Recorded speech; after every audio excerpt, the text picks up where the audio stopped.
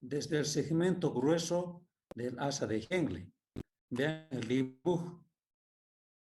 Desde el segmento grueso del asa de Henle se van transportando activamente iones, cloruro de sodio fundamentalmente. Estos solutos que se están absorbiendo, que están transportándose, van a tornar el líquido intersticial de la médula renal hiperosmótica. La van a tornar hiperosmótica. 2. Transporte activo de iones desde los túbulos colectores. Aquí están, ¿no? Aquí también, colectores al intersticio. 3. Difusión pasiva de urea desde los túbulos colectores, acá, en esta última parte, medulares al intersticio medular. 4. Difusión de pequeñas cantidades de agua.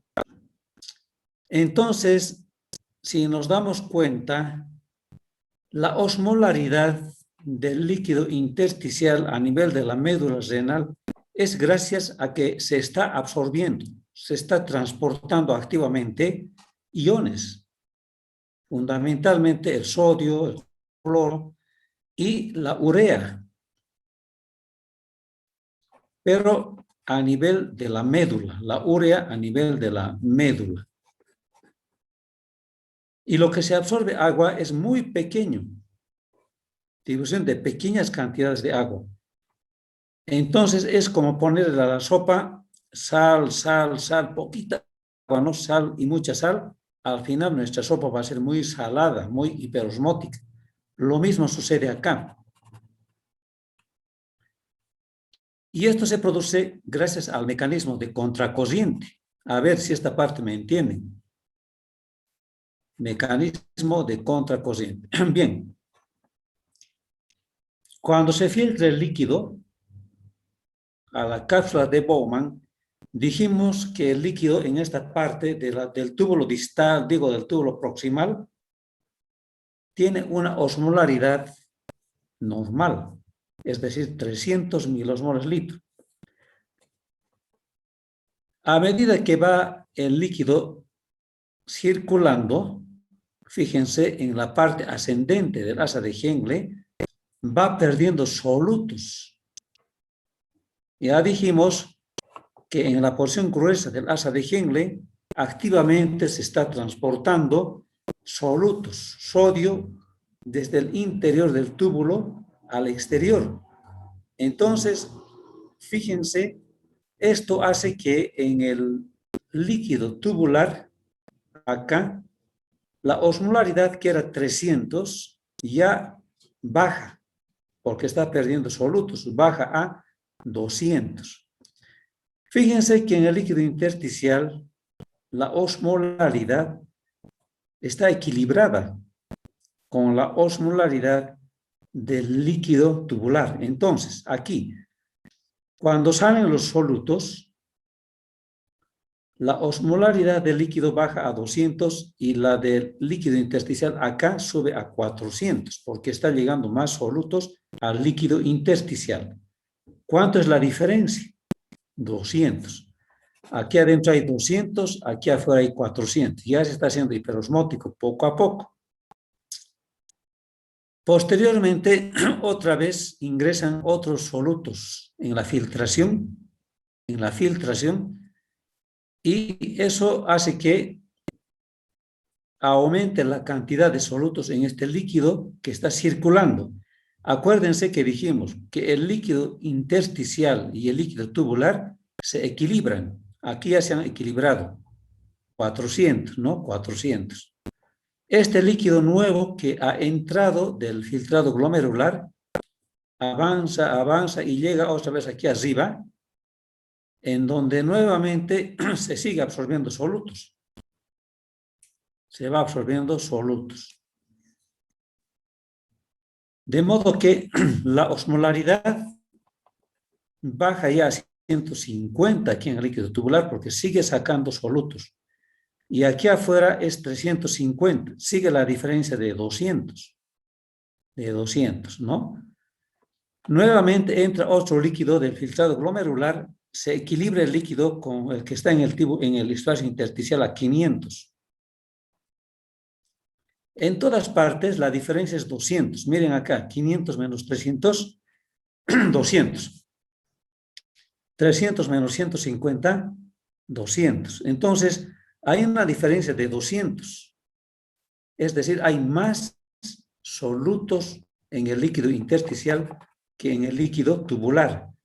Esto porque los solutos están transportándose activamente desde la luz tubular hasta el espacio intersticial.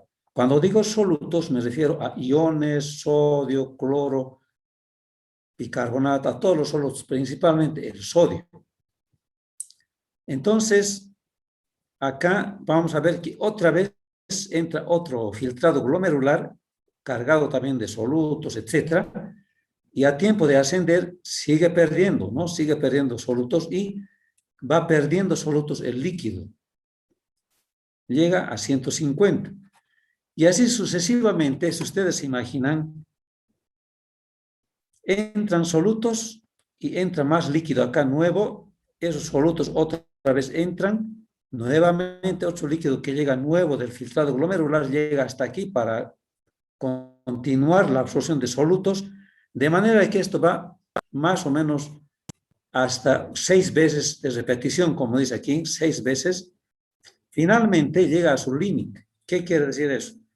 Que el líquido que se filtra tiene 300, pero a medida que va descendiendo el líquido, se va equilibrando con el líquido intersticial, que ha llegado a 1200.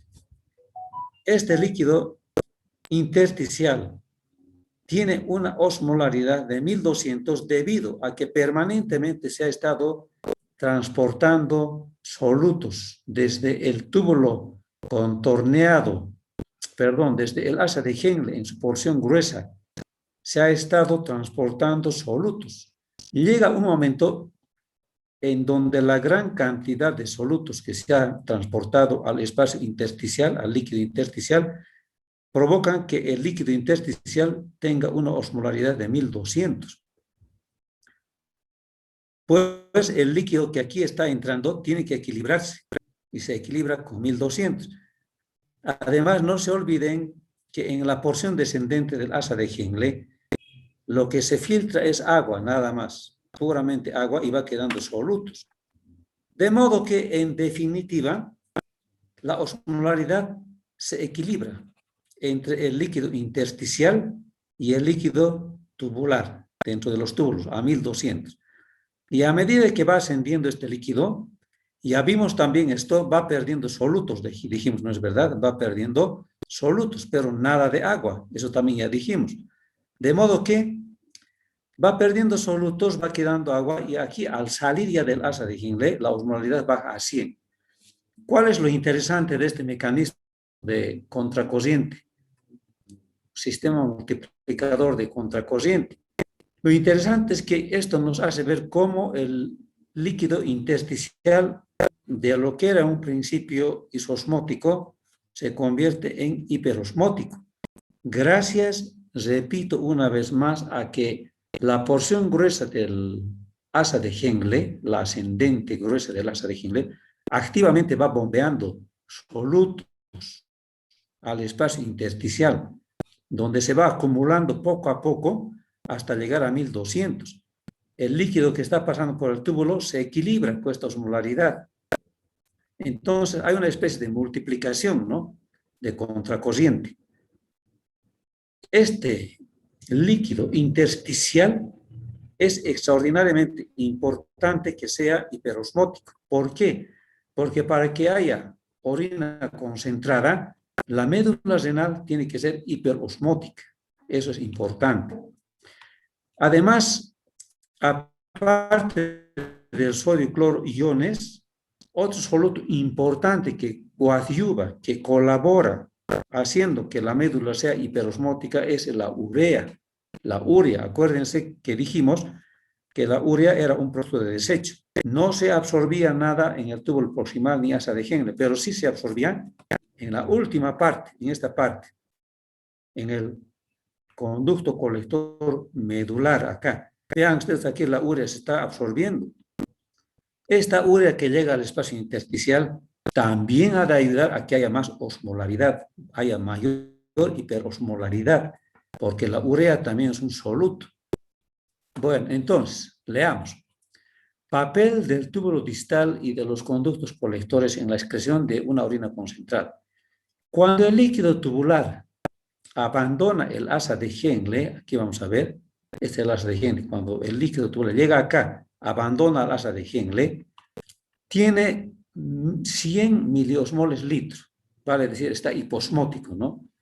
Hasta aquí el agua no puede atravesar la pared del túbulo. Recordemos que el agua es cero difusión, solo con la hormona antidiurética se va a absorber. Cuando el líquido circula por el túbulo colector cortical, la reabsorción de agua depende de la hormona antidiurética. Este segmento es impermeable al agua, pero continúa absorbiéndose solutos, claro. No se absorbe agua, pero sí solutos, hemos dicho, ¿no es verdad? Aquí hemos visto.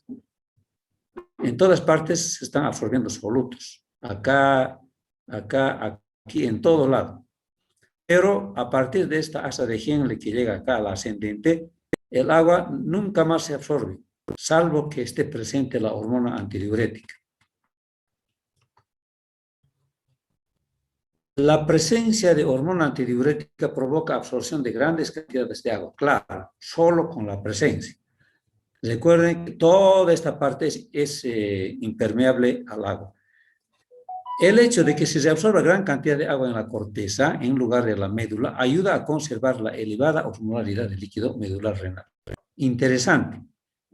A nivel de la corteza, acá, a ver, ¿dónde podemos ver uno que divida bien este? Aquí dice corteza, ¿no? Corteza. Y aquí abajo es la médula.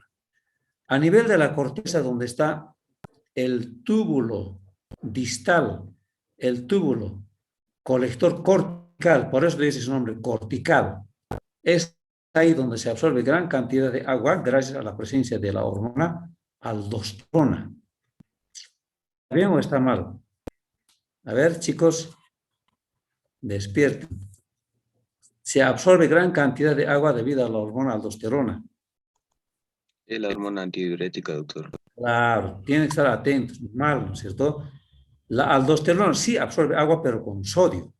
Pero aquí estoy diciendo absorbe gran cantidad de agua, es la hormona antidiurética, en la parte cortical, en la corteza.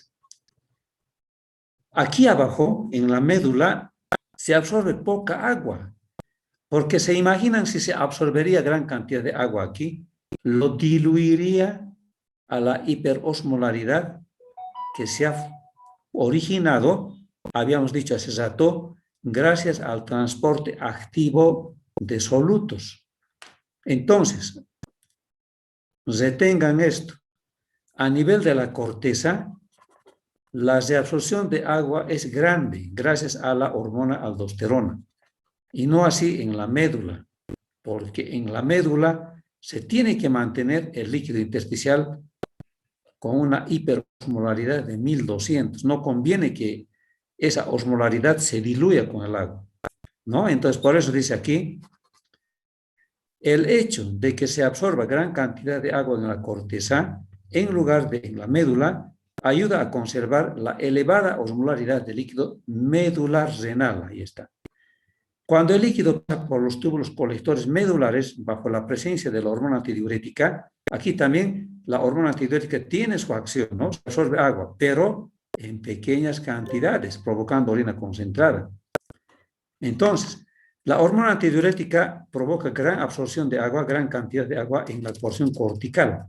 La hormona antidiurética también actúa en la médula renal, pero absorbe pocas cantidades de agua acá, ya no mucha.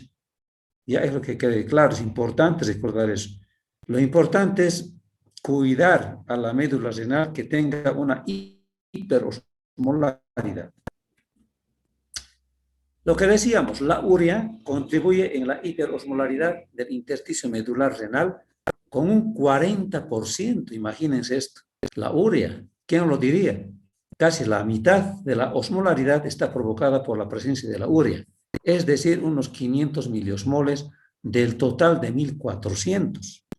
Entonces, Este dibujo es muy bonito. Vamos a ver cómo va circulando, ¿no? La urea. 4.5, 100% de filtración. Va caminando por aquí la urea, no se absorbe para nada. La urea aquí se absorbe. La urea entra al líquido intersticial, pero nuevamente entra al túbulo, pero otra vez, llegando aquí, otra vez se absorbe. Se va girando la urea. Finalmente, del 100% de urea que se ha filtrado, solo 20% se elimina en la orina. Ya, entonces la urea es importante también para la hiperosmolaridad. Ahora, aquí hay un detalle importante que hay que considerar, ¿no? A ver, ¿cómo podemos ver esto? Ya, a ver.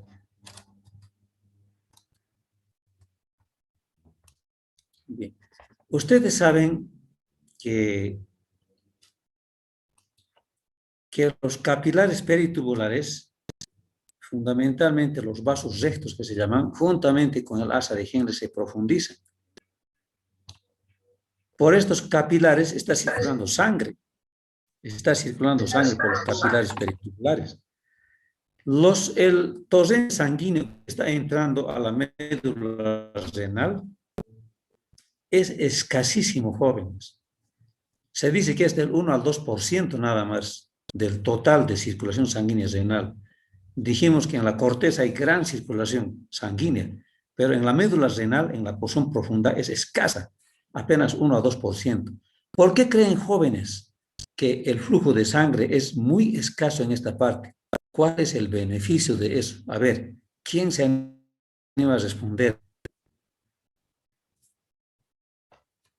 ¿Cuál sería el beneficio, la importancia de que el flujo de sangre sea muy escaso en la médula renal? A ver, piensen como los científicos de antaño, ¿no? Los científicos se preguntaban, ¿por qué hasta estudiaban, ¿no? Aquí, por ejemplo, vemos el flujo sanguíneo medular es bajo, de 1 a 2%. Y aquí tenemos a los vasos sanguíneos que les decía, a los vasos rectos, que acompañan al asa de Henle. ¿Y por qué poca sangre tiene que circular por acá, por la médula?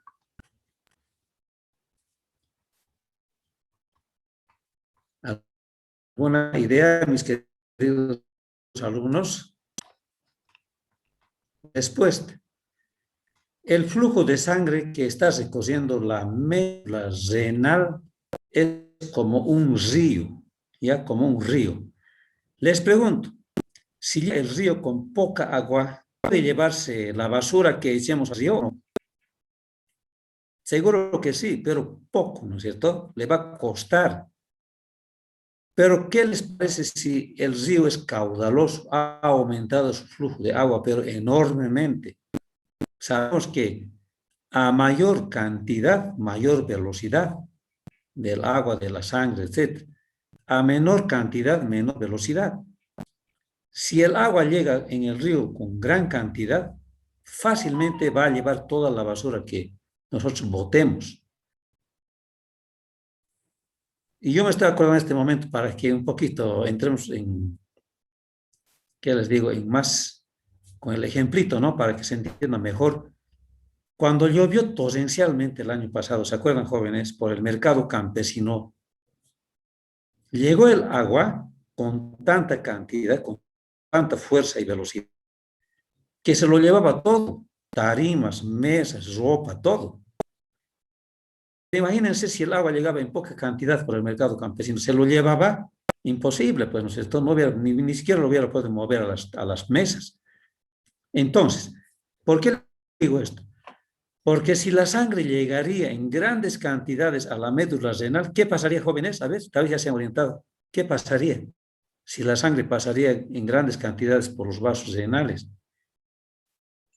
¿Quién se lo puede llevar la sangre pasando veloz y rápidamente en grandes cantidades? ¿A quién se lo podría llevar?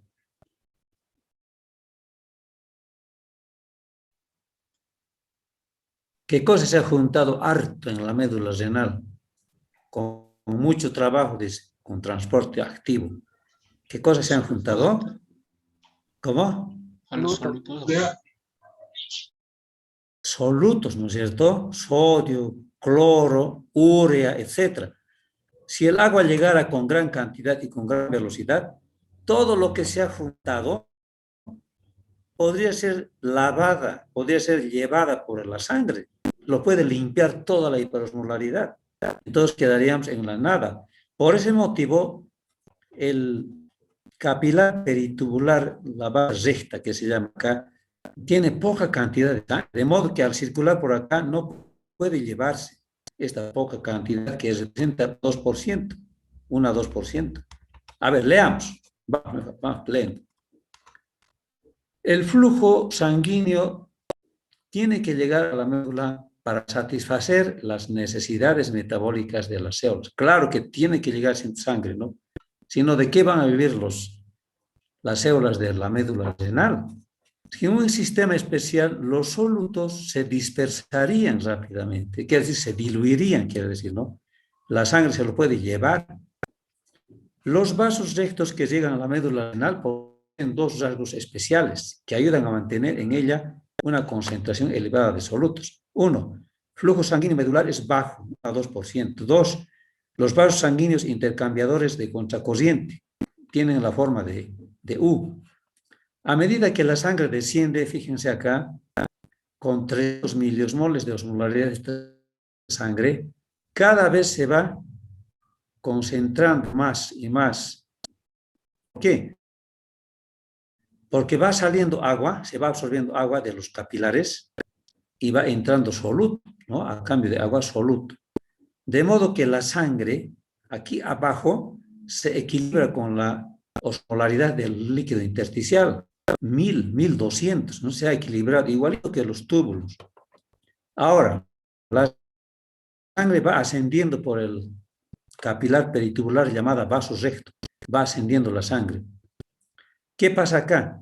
Todo lo contrario, van saliendo solutos y va entrando agua. Finalmente sale con 350. Es decir, este flujo de sangre se está llevando 50 miliosmoles litros de solutos, pero es poquísimo.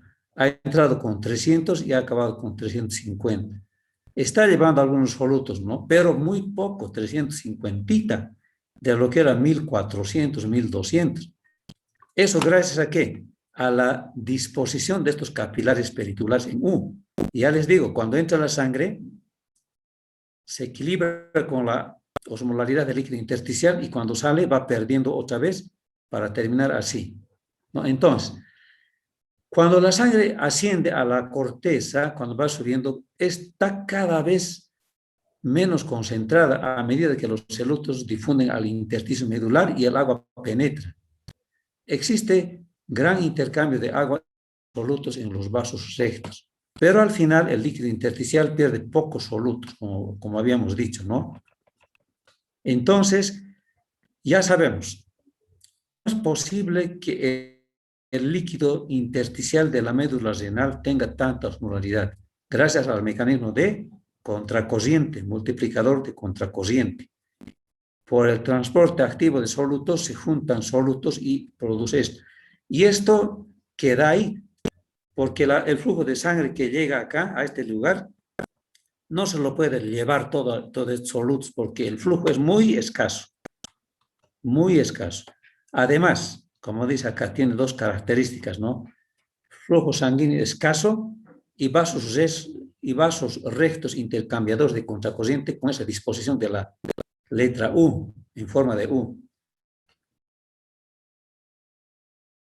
De modo que al descender, la osmolaridad de la sangre se hace hiperosmótica. Al ascender, se hace otra vez normal. Entonces, gracias a esta disposición, tiene la oportunidad de no llevarse a los solutos que existen en el espacio intersticial de la médula renal. Ahí está. La regulación de la osmolaridad y la concentración del sodio en el líquido extracelular están íntimamente ligados con el sodio. Ya dijimos, el principal soluto que produce osmolaridad, jóvenes, es el sodio. ¿Por qué? Porque este catión con carga positiva es la que más abunda en el líquido extracelular. Por eso es el que predomina en la osmolaridad. La concentración de sodio plasmático está regulado normalmente dentro de los límites de 142 miliequivalentes litro con sus rangos, ¿no? Entre 140 y 145. Si pasa de 145, hablamos de hiperpotasemia, quiere decir que hay mucho potasio. Baja de 140, hablamos de hipopotasemia. La osmolaridad, ya sabemos, normal de la sangre, de los líquidos corporales, es 300 miliosmoles litro. 300 miliosmoles litro. Entonces, en un supuesto examen, si se pondría como pregunta, ¿cuál de estos iones es más importante para producir hiperosmolaridad? Sodio, calcio, potasio, bicarbonato. Obviamente el sodio, ¿no? El sodio, no se olviden. Ya les decía que los riñones son muy delicados, muy especiales, ¿no? Vayan poco a poquito viendo todo esto. A ver, rápidamente. Acebo, ¿está presente Acebo? Alejo, Álvaro. Alejo, Miguel. Ali Ramos. ¿Quién está presente? ¿No se escucha? Acebo, doctor. Acebo, ¿qué pero? Aguilera, ¿no? Acebo Aguilera Jocelyn, sí. Ali Ramos.